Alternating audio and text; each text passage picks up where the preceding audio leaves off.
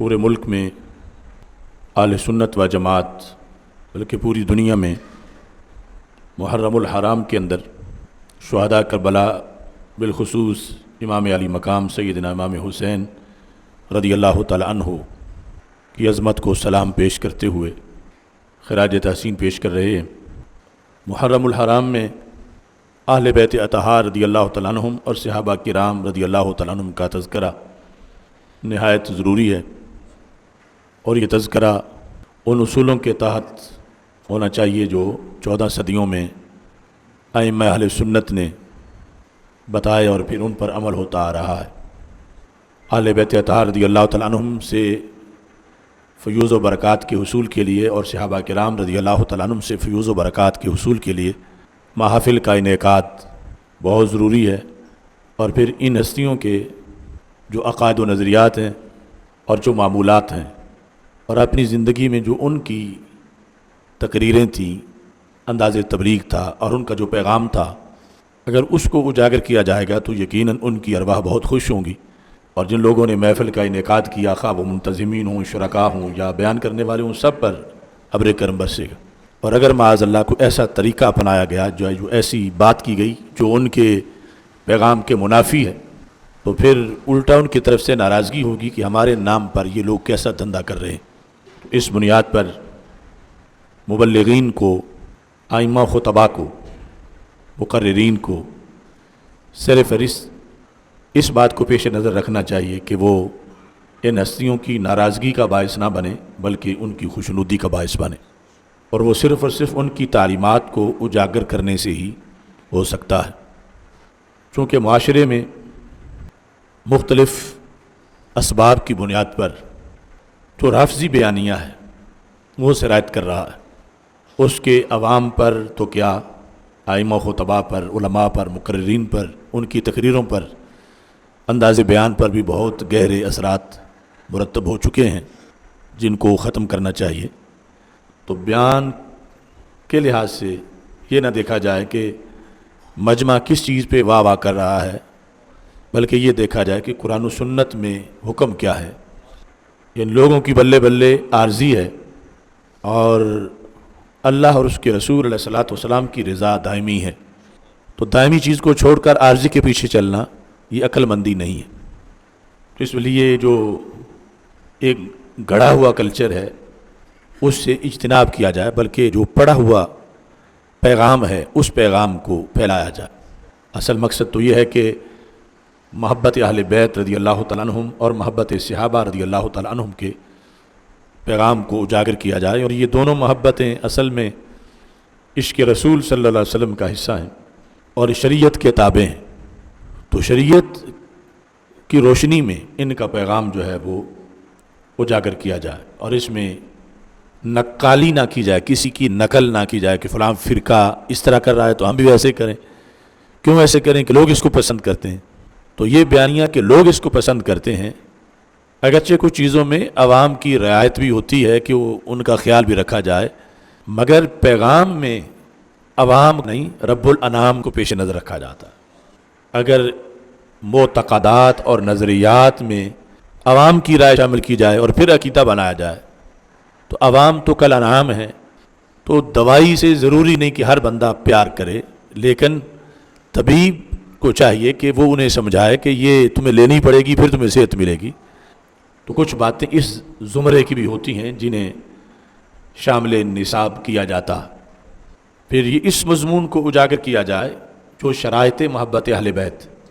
اور ان میں سر فہرست ہے کہ یہ دونوں محبتیں ٹکراتی نہیں، دونوں کا سبب ذات رسول علیہ السلام ہے،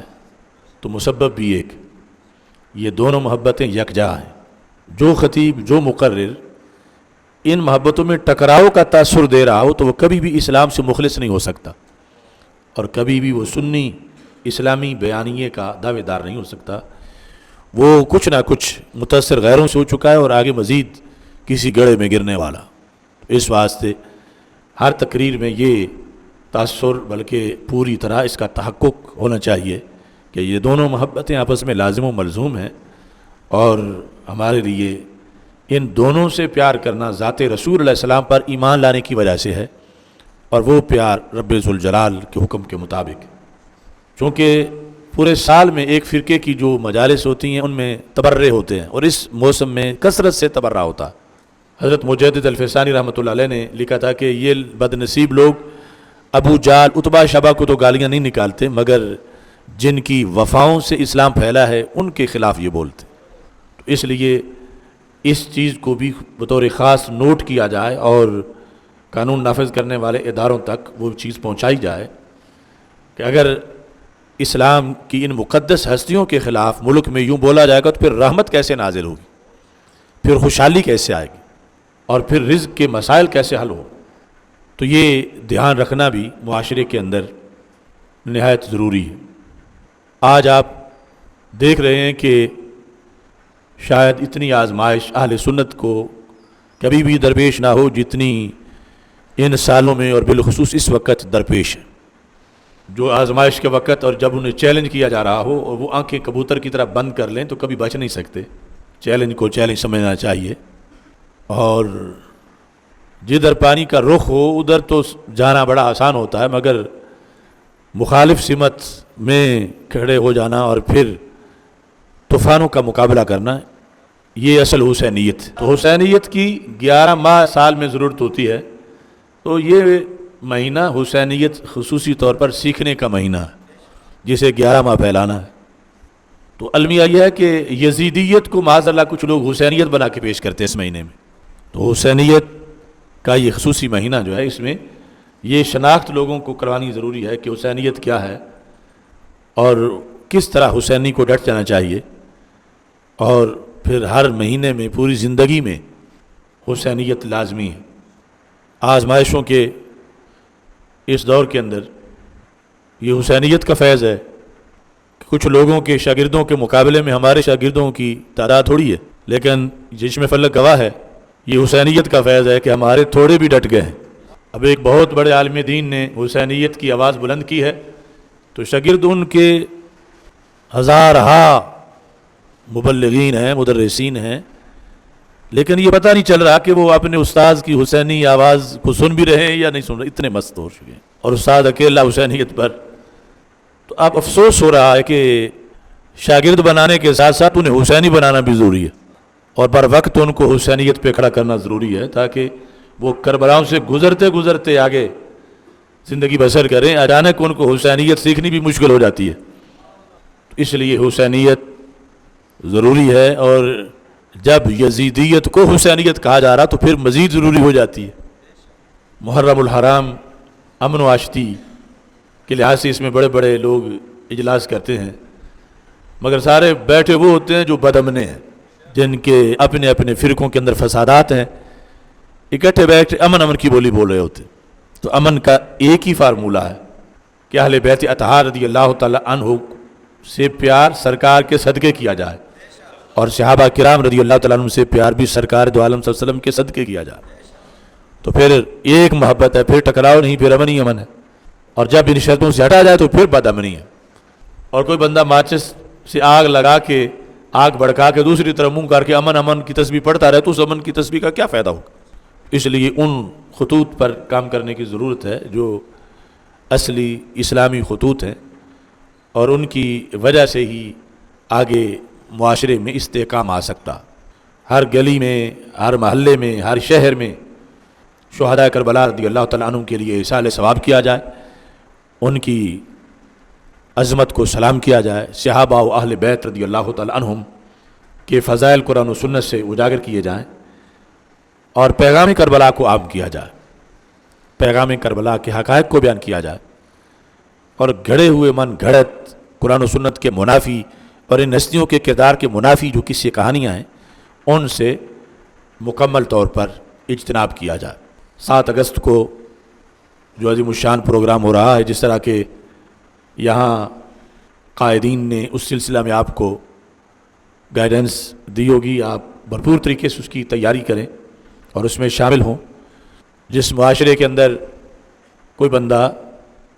ایسے وقت میں ذکر کرے جب دوسرے سو گئے ہوں تو اس کو اجر زیادہ ملتا ہے، اور جب معاشرے میں لوگ روزہ نہ رکھیں اور وہ رمضان کا روزہ رکھے تو پھر ثواب زیادہ ملتا ہے۔ یعنی جس حقیقت کی اپوزیشن